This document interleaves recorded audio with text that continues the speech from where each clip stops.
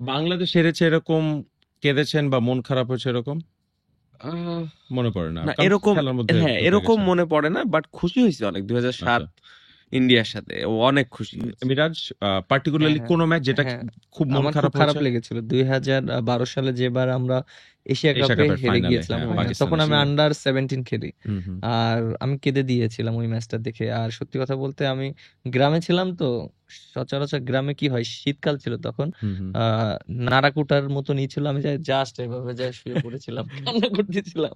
মানে খুবই খারাপ লাগছিল ওই মোমেন্টামটা আমার জন্য। আর কি ইন্টারেস্টিং ব্যাপার, প্রতিপক্ষ পাকিস্তান, একটা ছোট ছেলে কাঁদছে, দল হেরে গেছে, পরবর্তীতে সেই দলে খেলছে, প্রতিপক্ষ পাকিস্তান, জয়ের নায়ক সে। আলহামদুলিল্লাহ।